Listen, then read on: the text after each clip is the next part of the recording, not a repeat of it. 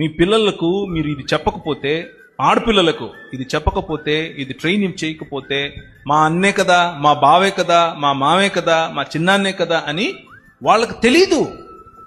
వాళ్ళకు తెలియకుండా అవతలి వాడికి చోటిస్తారు. అంతా అయిపోయిన తర్వాత మనము ఏడుస్తూ కూర్చోవటం కంటే మొహమాటం. మీరు కుక్కలు పెంచుకోండి ఇంట్లో, పర్లేదు. పిల్లులు పెంచుకోండి, పర్లేదు. పాములు పెంచుకోండి, మొహమాటాలు పెంచుకోబాకండి. దానివల్ల ఎవడికి లాభం లేదు. డైరెక్ట్గా చెప్పండి. అది పాము కంటే ప్రమాదం, చాలా ప్రమాదం. పాప పెద్దగా అవుతుంది, దూరంగా ఉండండి. డైరెక్ట్ చెప్పండి. ఏంటి తప్పు?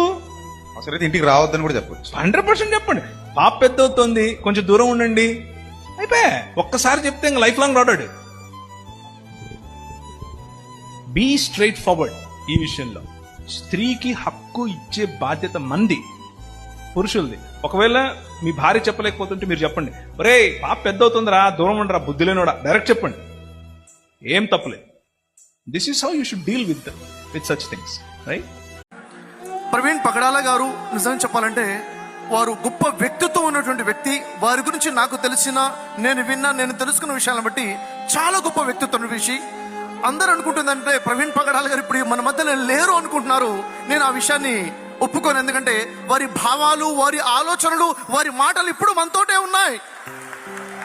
అయితే నేను ఇక్కడ మీ అందరినీ కోరుతుంది, దైవజనులందరూ నేను కోరుతుంది, మనలో ఎంతమంది ప్రవీణ్ పగడాల గారి భావాలతో పాటు నిల్చున్నాం? చేయొద్దండి. ఎంతమంది భావాలతో పాటు నిల్చున్నాం? ఏదో వచ్చామా, చూసామా, పోయామని కాకుండా వారి భావాలతో పాటు, వారి ఆశయాలతో పాటు, దేవుడిచ్చిన ప్రేమతో పాటు దైవజనులుగా మనం నిల్చోవాలి. ఎందుకంటే ఇహలోకం శాశ్వతం కాదు, పరలోకం నిత్య జీవమే శాశ్వతమైనది. కాబట్టి దానికోసం మనం ప్రజల్ని ఈ రోజు సమాజంలో చూసుకుంటే మానవత్వం మంట కలిసిపోయింది. మానవత్వం లేకుండా పోయింది. సోదరులారా, ఈ రోజు మన సమాజాన్ని మనం కాపాడుకోవాలి.